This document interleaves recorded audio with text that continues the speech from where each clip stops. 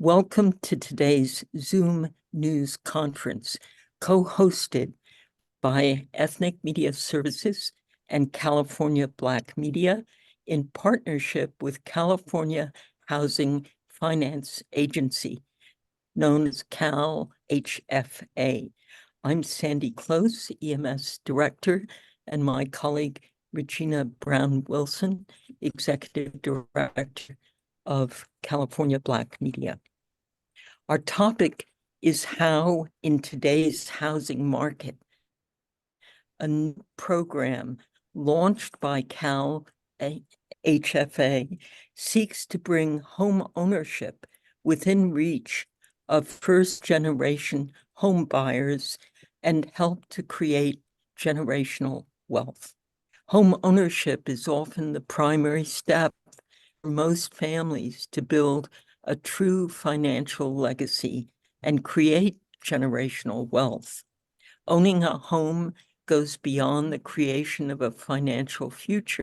It offers families stability and an environment that results in better health and educational outcomes. Support more families in their pursuit of building generational wealth. CalHFA is rolling out the California Dream for All Shared Appreciation Loan Program. I'm going to repeat that. California Dream for All Shared Appreciation Loan Program for qualified Californians. The program has a specific focus on making sure first-generation homebuyers in traditionally underserved communities know about this opportunity. Our speakers will discuss the program benefits and details, including eligibility, how to apply for a chance to receive a program voucher, the housing market and the challenges for first-generation homeowners, and the views of a real estate broker on how the new program addresses these challenges. Our speakers are encouraged to monitor the chat for questions and answer those they think relate to their expertise. And we ask reporters to enter questions in the chat, and we will call on as many of you as possible. Our speakers today are Eric Johnson, Information Officer, Marketing and Communications Division, California Housing Finance Agency. Mava Elise Brown, Executive Director, Housing and Economic Rights Advocates, known as a statewide not-for-profit legal services agency based in Oakland. Andrea Cotton Landry, President of the California Real Estate Brokers Association, who also founded and runs her own real estate brokerage firm. I'm now pleased to turn this conference over to our moderator, Regina Brown-Wilson. Thank you so much, Sandy, and thank you to the speakers who are here today.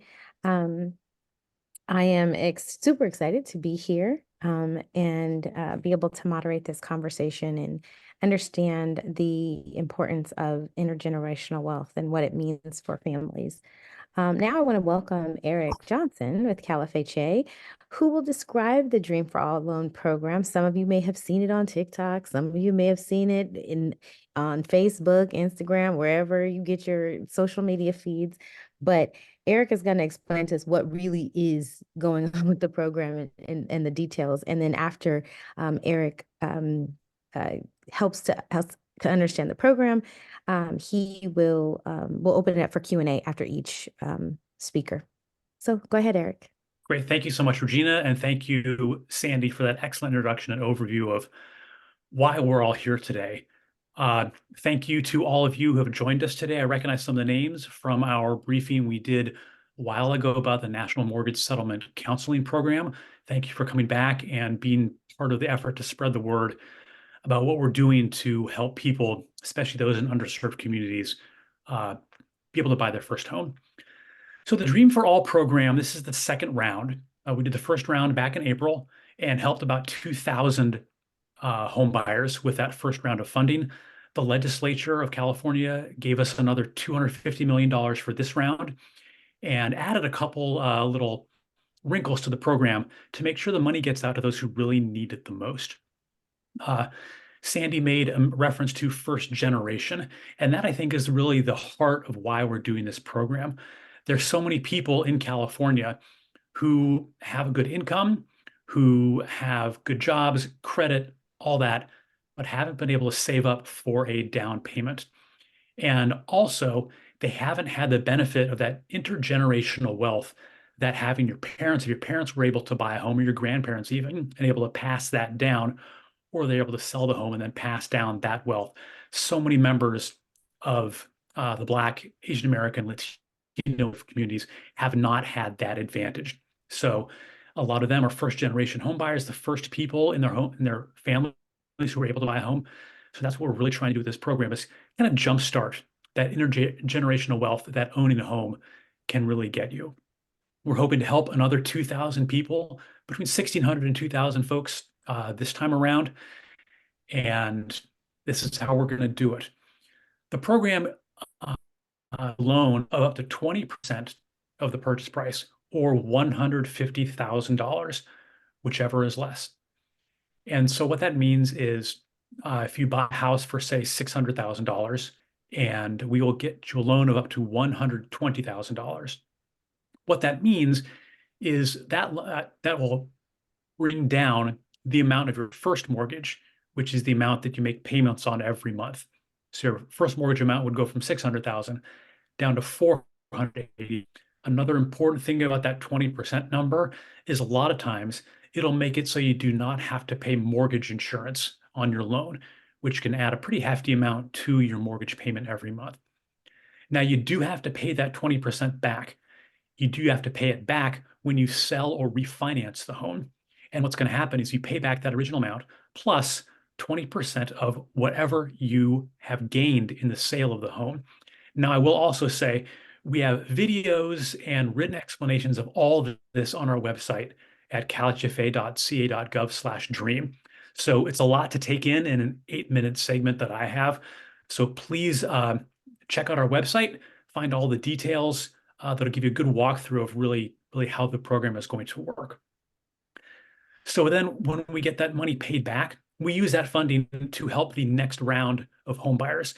So this program is designed to really reach far, far into the future and keep this funding going with this initial, more or less, seed money. So let's talk a little bit about the requirements for the program. Everyone on the loan has to be a first-time home buyer. That means you have not owned and occupied your first home in the last 3 years. At least one person on the loan has to be a California resident right now. At least one person on the loan has to be a first-generation home buyer. Those don't have to be the same person. For the purposes of this loan, a first-generation home buyer is somebody who has not owned their first home in the last 7 years and whose parents do not currently own a home, or if their parents have died, did not own a home at the time of their passing.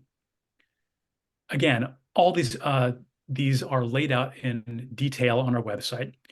There is also a place for folks who are in foster care, another group of people who've never had that opportunity for generational wealth.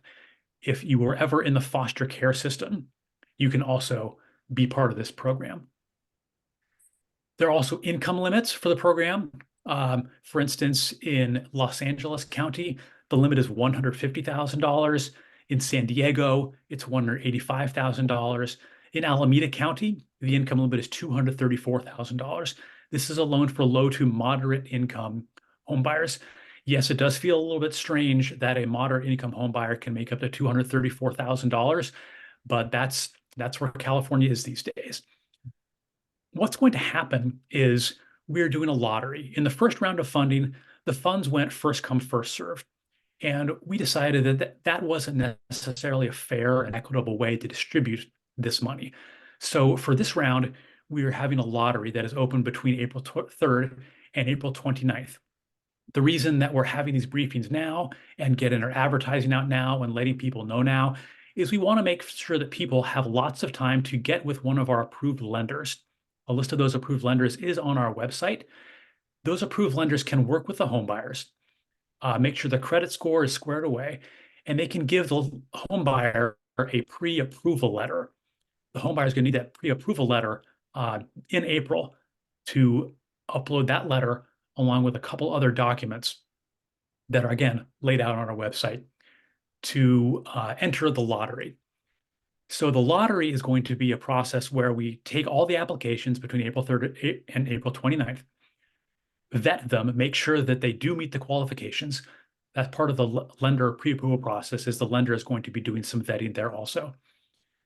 And then what happens is once we have all the applications, we will draw names randomly from that group of folks. This isn't going to be like the Big Spin or the California lottery with balls and a machine and that sort of thing. This is going to be 100% digital. So there won't be a whole lot of fanfare about it.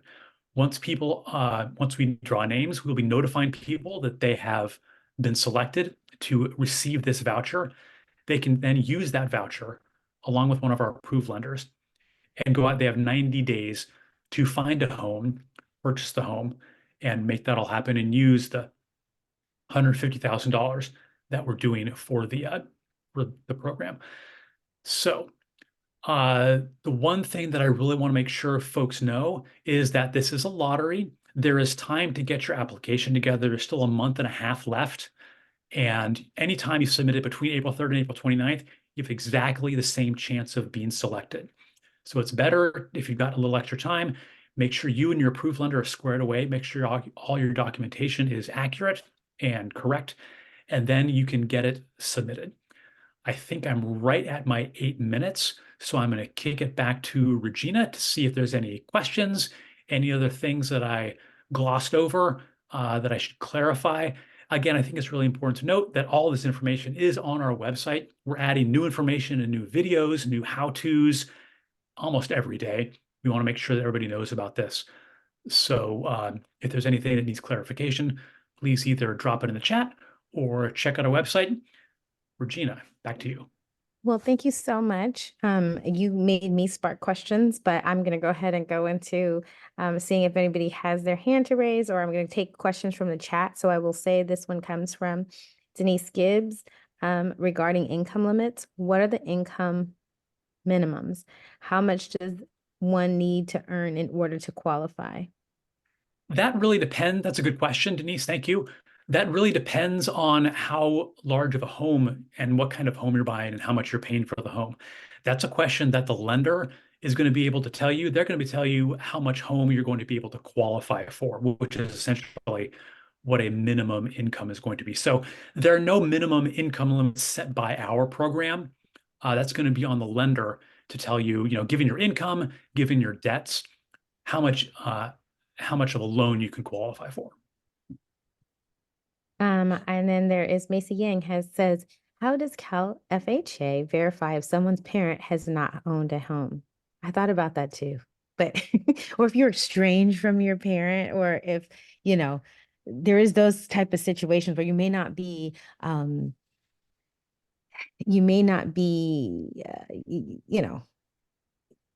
I understand. I mean? We get that question a lot. And like, what if I don't know my parents? What if we are estranged? And believe me, I understand that family relationships can go sideways.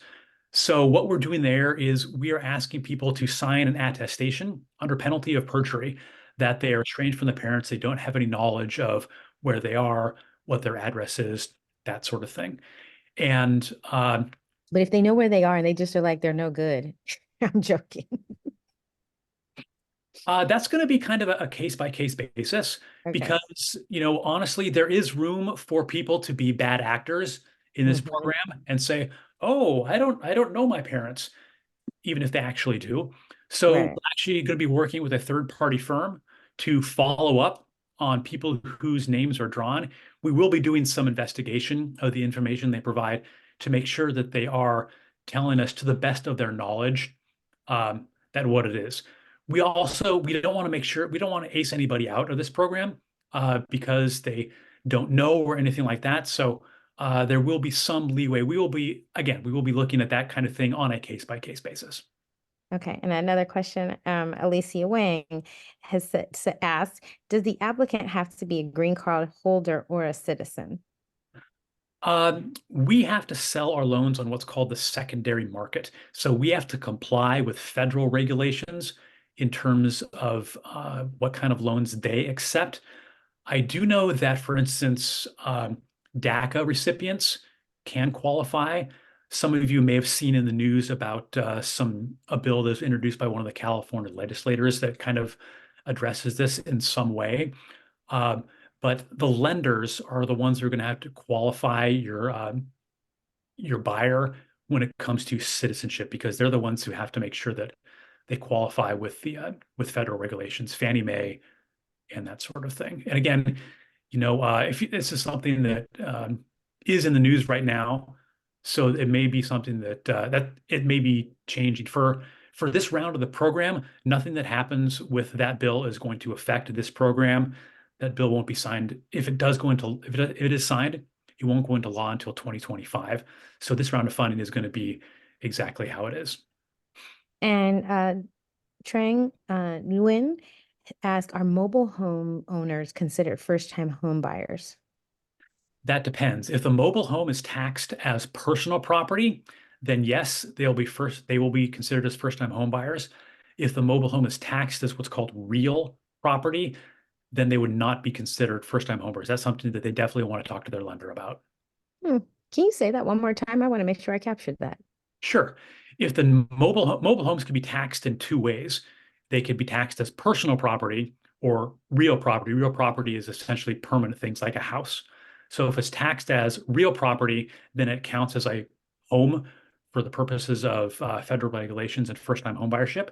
If it's taxed as personal property, then it would not count, and you'd still be a first-time homebuyer. Oh my goodness. Okay, great. And then I have another question here that came directly to me. It says, is there an age limit to apply? No, none whatsoever. So yeah, we'll take 18 to 88. No age limit. So no 14-year-old super TikTok star. I guess if they were a TikTok star, they would probably not age. They probably wouldn't make the income. If you're a TikTok star, then you're probably making too much income for the program because there are income limits. Okay, well, great. Well, thank you so much. I know that you're going to stick around. I think that we will move on to our next speaker, which is Maeve Brown. She's the ED in Housing and Economics Right Advocate and veteran lawyer who's worked in the field for more than 2 decades. Thank you so much for being with us. Oh, it's a pleasure to be here, and especially in support of a really interesting and important program. To me, it was a no-brainer to participate. But thank you for having me. A couple words about what we do and why we're in a position to feel extra happy maybe about this program. We work statewide with individuals on debt and credit problems, and we opened in 2005, and we had the chance to see the devastation of the foreclosure crisis and a chance to come to know over the years of diversifying our work just the kind of financial challenges that households, low and moderate income households of color, immigrant households, female-headed households face. And so we have a sense of the personal stories, which some of you may have from your own families or own personal experience about how important it is to be able to have access to the kind of resource that Eric was talking about that's about to come down the pipe. So what I want to share is we do have a racial and gender-based wealth gap in America. And to drive home the point that homeownership in our country has been a tool for getting ahead since the 30s, since we really made housing an economic driver for our country, but we also programs were created. The implementation of the first 30-year mortgage came about subsequently, all of which was to try to make this a tool for regular folks to be able to buy a home, pass it to their loved ones.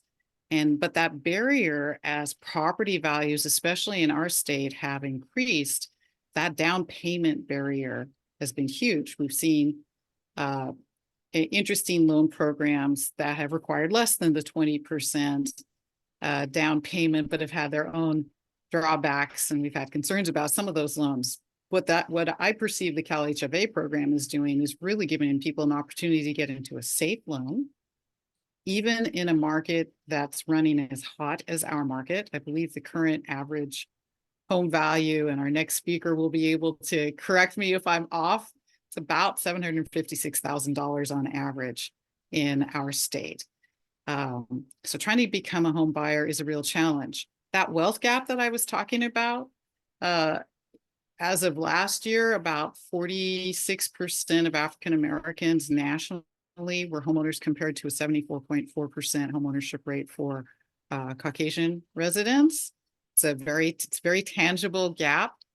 But here's another really interesting tidbit. There was this interesting survey that was done 2 years ago, where significantly more households, Caucasian households, reported having been able to access at least $10,000 from parents to be able to support their next steps, their investment in home buying or other next steps. And there was a large gap between their response and the responses of Latino and African American households in particular. Another reason why this is such an important tool, so important, is the amount of debt that we're carrying in general as people of color and as women is not getting any smaller. And I think about student loan debt in particular, where generally, as people of color, we've taken out, if we've been able to pursue or chosen to pursue post-secondary education, we currently are carrying more debt than ever before. And it's impacting our ability to, again, buy a home, much less to be able to afford ongoing payments. So a tool like what the state is offering is so exciting to me, because being able to acquire the family home and then hang on to it. And a lot of the work we do is in helping people to hang on to the home. But you have to be able to get through the front door first. So I applaud the program. Our services are free for any of the folks out there, to let the public know that we work on household debt and credit problems, because getting your credit together in preparation for seeking housing, no amount of down payment assistance will get you past needing to deal with other debts and clean up credit. This is all work we do for free, statewide. Just excited about today's announcement. And with that, I will stop. And Regina, if there are no questions. Well, Maeve, no, thank you so much. I'm going to open this up for questions in the chat here. And while we're waiting for folks, Denise Gibbs already has a question in here. Can you mention the percentage gap again, and how may I get the name of her program? So sorry. So just state the name of your program again. We can put it in the chat. It's Housing and Economic Rights Advocates. Website is HERAACA.org. And that exact figure this is from the Joint Center for Housing Studies at Harvard. They put out a great State of the Nation's Housing report annually, which everybody should take a gander at. A tremendous resource. As of last year, the homeownership rate for Black households was at 45.9%. That's 28.6 percentage points below the white rate of 74.4%. For Latino households, the gap was very close to that. It was 25.8% gap. So it's significant. And that's where I got the figures. You can go ahead and check out the report and get other useful information. And then question for that too, just as a follow-up, do they look at California specifically? That report does not. That report looks kind of like holistically nationally. Yes. Okay. And another question is, do you know if there's a gap but with AAPI community? With the API community, there there was a gap between that was found in this survey and study that was done 2 years ago in terms of how much money was available to help the next generation get into a household. So for the AAPI community as a whole, that was, I think, about a 4% gap. I also really want to note, it really depends on how long how well you're doing tends to have a relationship with how long you've been here. And so not every Asian Pacific Islander household has had the opportunity to really dig in its heels and be able to amass and get stable to amass the kind of wealth that some people tend to associate with the AAPI community as a whole. And so I want to flag, it's definitely not one brushstroke there. Right. I know, Eric, I think I see your hand up. So you want to chime in on this? Or maybe you didn't Yes, mean definitely. And I think, Maeva, you hit it right at the end there, is that like every community, the AAPI community is certainly not monolithic. Right. There are strata inside that. If you look at, say, the Southeast Asian community, Vietnamese, Laotian, Hmong, they're, as a whole, they're generally at a lower income level than Chinese, Japanese, and then you can get inside Chinese, Japanese cultures also. So I won't say it's too easy to put everybody, like even talk about the Black community or the Latino community. It gets a little dicey when you start making those broad brush things like, AAPI, their gap is only 4%, though, so they're doing just fine. Well, some maybe, but also there's a fairly large segment of the Pacific Islander and Southeast Asian community that's not doing well at all. Exactly. And it seems to be correlated with length of time. Frankly, how many generations worth of time have you had to go ahead and get some traction, Right. get immersed in opportunities here? Right. And do you have any clients that you think will actually end up benefiting from being able to apply to this program? I'm not sure how many people you see, but do you have a number of those clients that you're seeing that could probably benefit from the program? And if sharing any of this, without saying who they are, maybe describing what you see when you're looking at applications of people who might be ready. Applications of people who might be ready. Say, if this question is directed at me, then I would say we have a ton of clients who aspire to become homeowners, and here are a couple of things that we see that are really challenging for them. One, I've mentioned student loan debt. That's kind of a sort of Damocles that's hanging over many people's heads, and creates its own impediments. Because the amount of money you're stuck paying each month for existing debt is inhibiting your ability to qualify for maybe as much as a house or even modest house in California may cost. But having much less to save up for a down payment.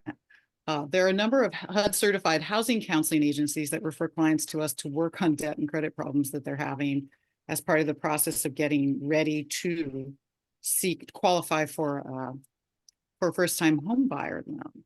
And it's an endless problem of trying to piece together the down payment assistance. In any jurisdictions where there isn't local down payment assistance money, or the funds have run out, because that happens pretty quickly, and then people are stuck, and they're stuck maybe in a cycle for a few years of trying to be the lucky ones who are able to get the down payment assistance, if there is some available. Not every county has that kind of assistance available. Right. And I know that you mentioned a little bit too about the $10,000 gap and communities not having access. Are you finding also that communities that, where there are not the second generation homeowners, are you finding that even if the parents wanted to help, they have college debt, or they have other debt that they haven't been able to get out of, so that it's hard to say, oh yeah, I'm going to go take money out and be able to help you? Because a lot of times, how the housing price, your house can go up, but if you don't make the income to qualify and those interest rates don't come down, then you're not able to pull money out of your home and maybe give it to your kid or what have you. So are you finding that that is also a barrier, even if the first generation parents have homes? Yeah, so that's would be a different market than what the new product that Eric's talking about. That would be a different set of people than who could qualify for this program. But I will say for sure, that's a great observation. There are more on average, anybody age 65 in America and older in the US, regardless of race or gender, owns a home. And on average, they're carrying about $265,000 of debt in that time period and the years to come ahead of them, even as their income has generally dropped considerably, carrying more debt than ever as seniors.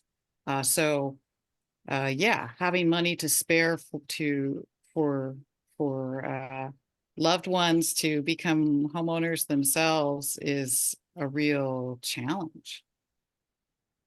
Right. And so I think there's another question that just came to me, and I don't know if this is a question for Chuck, so I think they really meant the questions for Eric. So like throwing you back in here, but how do you know how they will calculate the number of winners in the lottery? I'm not sure if we really want to talk about winners because that implies losers. Okay.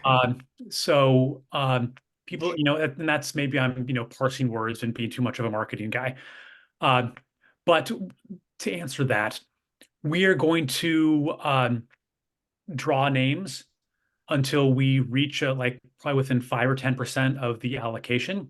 And then we're going to let people know. And then there may be some people who fall out. There may be some people who say, oh, I already found a house, or I don't need it anymore, or that sort of thing. And then we'll go from there. We want to make sure, of course, that we don't, the worst thing would be to overdraw and draw too many people that we don't have funding for. So going to play it a little bit conservative but while making sure that we use as much of the funding as possible. And this is more so, this is not a trick question for you, Eric, but this is a question for me. Now it's burning in me because I thought about when you said that that we have CalHFA lenders. Is there going to be anything that people are stuck with the lender that they have once they have them? I mean, obviously, I think when they find a person, but if they find that the lender, I went through one of your programs and it was actually successful. I mean, I still haven't built my ADU, so different program, but I was stuck with the lender even after my agent left the company. I was stuck with these new people, and there was some nightmare, but you guys fixed it, and so it was great. But are people going to be stuck if they get down the line and they're like, this lender's not working, or will they be stuck with the person no matter what? Well, you can use it. So you're going in now and you're getting that pre-approval letter from a lender to say, okay, this person qualifies for a loan of this much. When you actually decide to get the loan for the house, you can use a completely different CalHFA approved lender. So I hope that answers your question.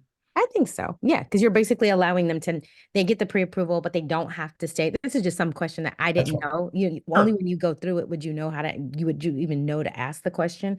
And so that's why I was asking, because sometimes, you're playing matchmaker with lenders that you may not know. And I don't know, will they all also have the same rates? So meaning if Tammy comes in here and Carl comes in here and they qualify, and let's say interest rates change during this time frame, will they be able to swap based on if somebody has a better rate, or will everybody have the same interest rate no matter what?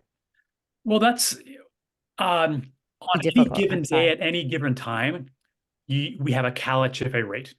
That rate may change over the course of time, just like with any lender and any home loan.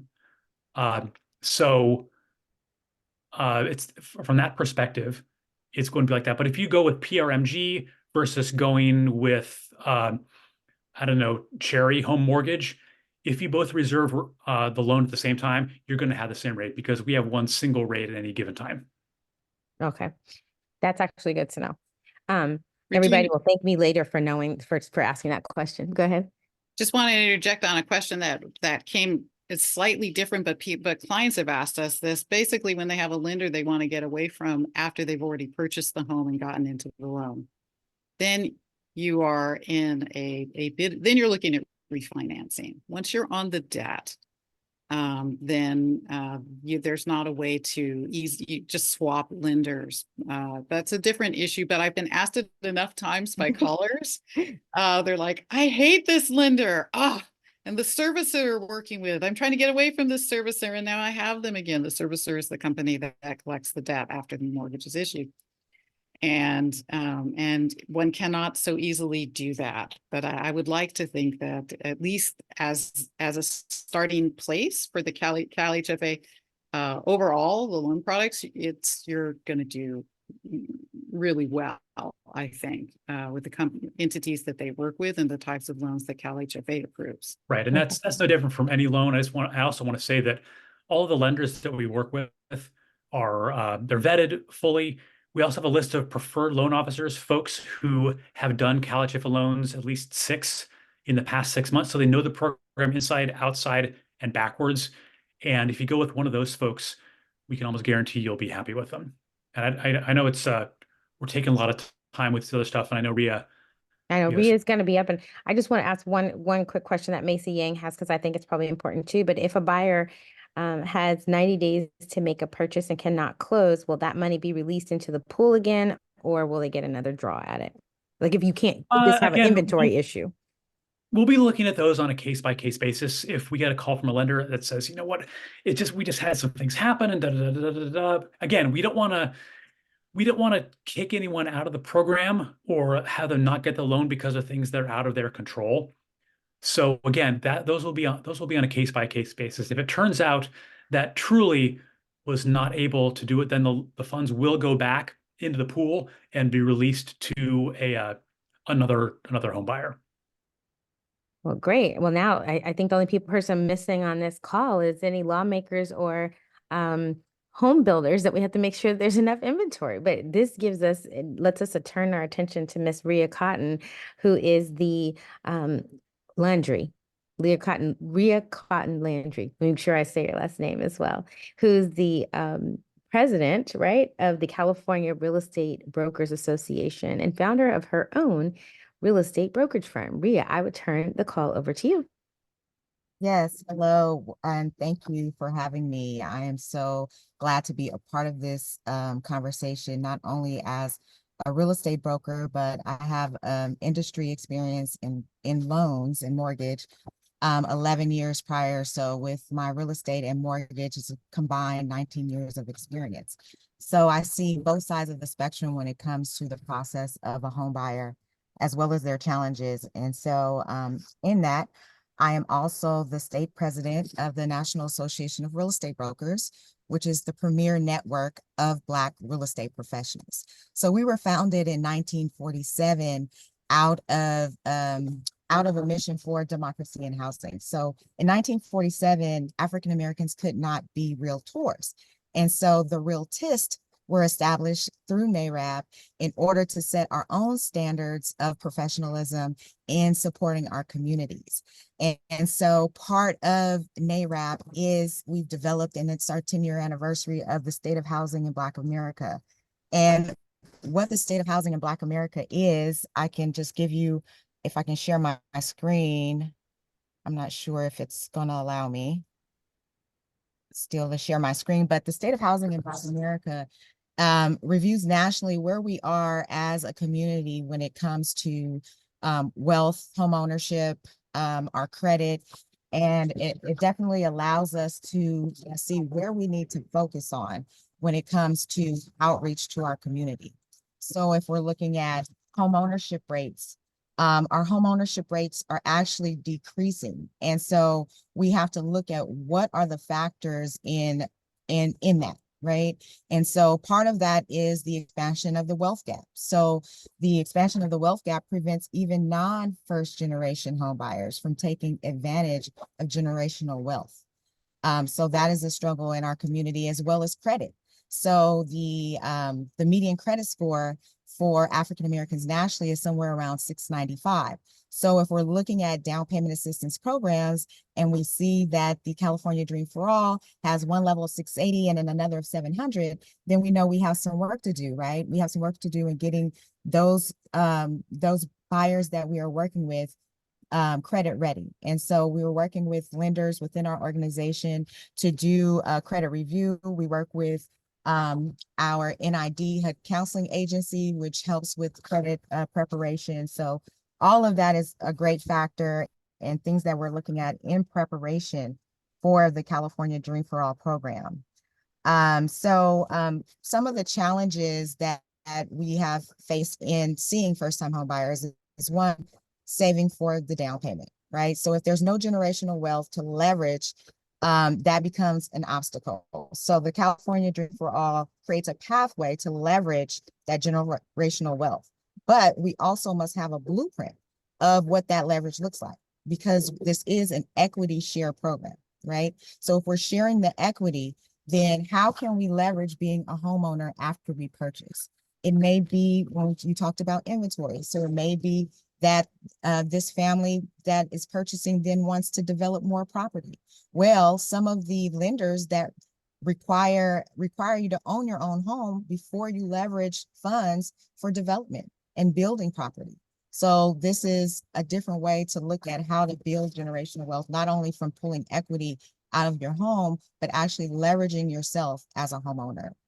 Another challenge is qualifying for a mortgage. So we talked about student loans, car loans. So the 20% down payment equity share not only addresses the fact that the funds are not available, but it also addresses affordability.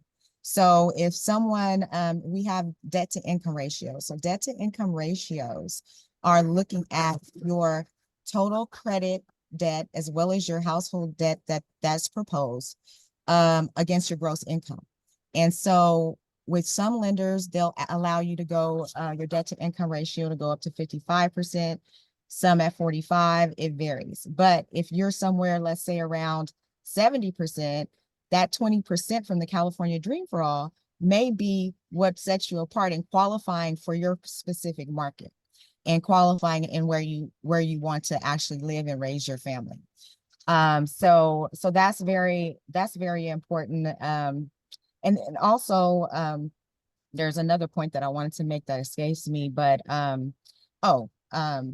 the actual home prices in the area, right? So when we're looking at, you mentioned 750 being the average for the California. So last year in 2022, it was actually up above 800,000, and then the 2023 we saw a dip. So it was up to about 843,000 as the average median, and then we took a dip in 2023. But when you're looking at our inventory, they're not brand new homes. So in addition to down payment and closing costs for a buyer, they're looking at what type of reserves that they'll have to address things like that come up on maybe the pest inspection, the roof, and just the transition of just being a homeowner in itself. So having sources like the California Dream for All program allows buyers to have some reserves for themselves to address those issues, because what tends to happen is they're using most of their funds for down payment and closing costs, and then something happens with the roof. Where are they going then at that point to address those issues? And then lastly, lack of understanding about the home buying process. So it's one thing to actually get you into the home, but you have to learn how to keep it, right? And so part of our work as realtors is to provide not only home buying education, but home post-purchase education, as well as foreclosure prevention. So that is all the work that we're doing. So it's really important to not only understand the benefits of down payment assistance and home ownership, but also the benefits of staying connected with professionals, Regina, that you actually like and enjoy, and that can provide value so that it's beneficial for you. So, and then the last thing that I want to just touch on is, we continue to educate on the generational wealth benefits. Okay, so we talked about our students and how we raise our family. So I keep saying blueprint because we do things differently when we are working with our next generation of adults. Okay, they see things quite differently than we see. So one thing that as a mother that I looked at is, okay, auto loan and school loan. So if my daughter is going into college, then I'm using my funds, maybe not to help her purchase, but to pay her school debt so that she comes out of school with no student loans. She's had her car since she was 16, so no car loans. So she has a nice cushy little job, no student loans, and she wanted to buy a new car, but I was like, no, we're going to get that engine fixed and replaced, and you're going to keep rolling with your Jeep Cherokee, you know? So it's a different mindset that we have to educate early on so that it works, because Lord help if I do all that and then she goes and not purchases a property or tries to buy a car. It'll just, you know, break my heart. So we have to keep pressing on our youth and our young adults on generational wealth and the benefits, and educating them on the fact that if you buy a property and the equity in California is so amazing that you can go and buy a car at a lower interest rate than what you would on a car loan if you just wait and be patient. Everything doesn't come immediately, you know? So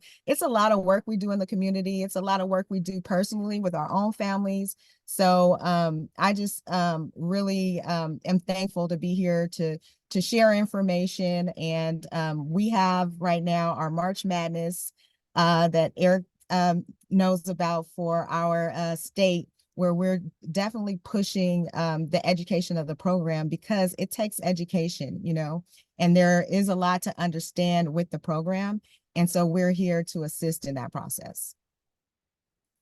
Great. Well, thank you so much, Ria, for that. I know that while we're waiting to tee up some questions, I end up getting some that just are coming directly to me. And one question came is, you said that home ownership for Blacks is declining. Can you expand on that and why? I mean, that probably is a lot more than.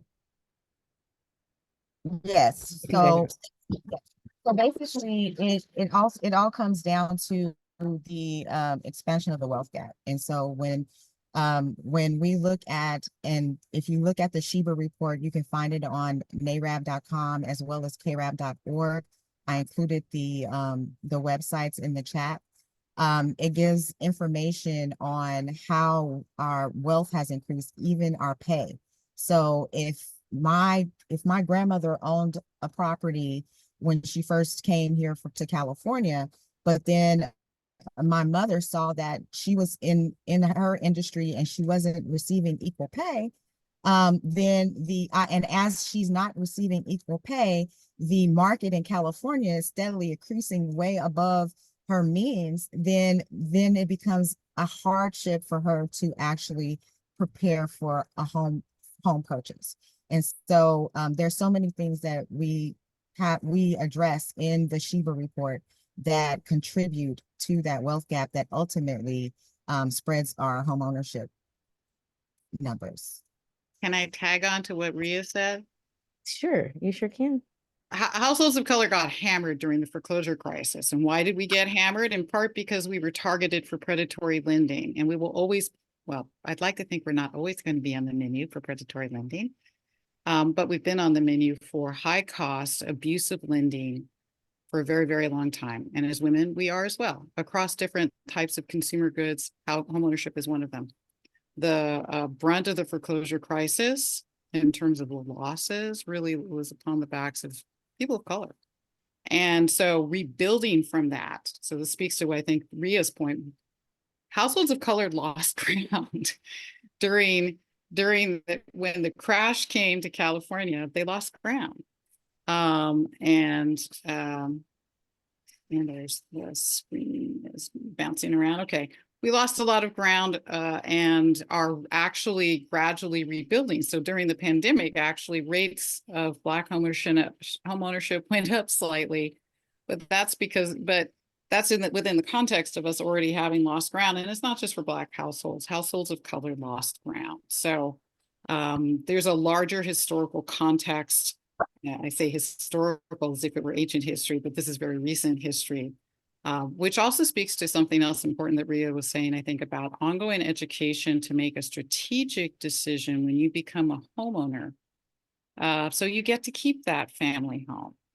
And it's very, because not everybody has a mom like Ria who goes ahead and is able to go, makes the choice, paying the kids way through school. Bless you for that. That's awesome. And the first instinct will always be told to look to the family home as if it's a piggy bank. That's usually a dumb idea. Nothing, no offense to anybody, but it's usually a very, very bad idea. You don't want to do that sort of thing without getting a professional's, maybe multiple professionals, advice about the when and the why and who the partners are that you're looking to support your choice, which is something I think I heard Rhea say also is, hey, look to HUD certified housing counseling agencies like the NID, which is a part of the subset of NAREB. And we have a ton of great HUD certified housing counseling agencies all over the country, actually, and all over our state. So, And Maeve, is that is that also too, because to protect people, they're already getting paid in a different way, so they're not looking for a commission, so you could get more independent advice. Great point. Exactly. These are nonprofits, generally receiving significant funding directly from HUD. Sometimes funding, actually, in the old days, used to also accept funding from lenders. Some still do, but that funding is a little harder for them to come by. So most of the time, their opinions are generally unbiased, and they are not charging you for services. Okay. And so I always recommend a HUD counseling agency because their success is our success. So they have a vested interest in our success because that's how they are continuing to thrive. So I definitely am a proponent of that. And so I have a question that came in to me. It says, hello, Regina. But so a person that is qualified for California Dream, the person still has to participate in the lottery. Yes. Yes. So the answer to that is yes. If you participate, you have to get qualified first. And then my understanding is then you go into the lottery. So you have to kind of go through this pre-clearance, pre-screen that you're able to do this. And then you're able to go in the lottery. And then the lottery will be chosen at random. I don't know if I saw the dates. Did you say what dates that were going to be chosen? Yes, it's going to be, the lottery is going to be open from April 3rd to April 29th. And there was a question in the chat about this, and it's basically when we did the first round, it was first come, first served. And we really want to make sure that funds for this round are distributed fairly and equitably, which is why we're doing a random drawing instead of instead of the first come, first served way of doing it. So that would be in May, the beginning of May. Yeah, we will be once we close that process on the 29th of April, we'll be spending some time auditing, making sure everything is squared away, and then we'll be drawing names and alerting people probably first or second week of May is my guess. We don't have a hard date for that yet. Great.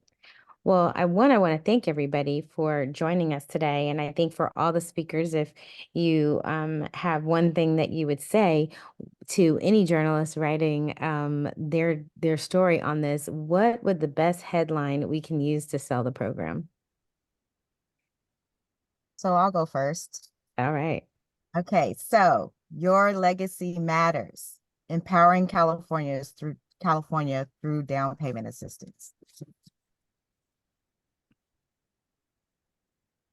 Maeve.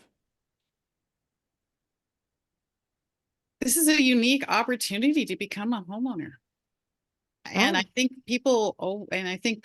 I think there's a strong instinct that we have, whether we're newer immigrants, property feels it's tangible. We want that. And we know instinctively, like, okay, yeah, great. This is going to help me. This is going to help my kids if I have kids or my other loved ones. So unique opportunity here. And I would say with a trusted partner, because I trust CalHFA. And I don't trust a lot of places, but I definitely trust CalHFA. So thanks for that, Maeve. I appreciate that. So then we'll end with you, Eric, since you are the trusted partner here. Well, my message at the end of all my interviews is there's hope. It's still possible to buy a house in California. Hay esperanza. Todavía es posible comprar una casa en California. Great. I'm gonna come visit you, Eric, so that I can actually start learning some other languages. So, well, one, I want to thank everybody for being here. I think you have a couple of minutes that I love to always give people back time in their day. So I think I'm giving you back 5 minutes of your day. And I want to thank everyone for joining us. Yes, thanks everyone for being here today. This is a really powerful program, and I really hope that you can get the word out to the people who need it the most. Yes, thank you so much. Oh, see, this last one. I have to just say it. It's somebody from my team who said this: opportunity knocks with CalFHA. There you go. That's your headline. Love that. Take care. Alrighty. Thank you.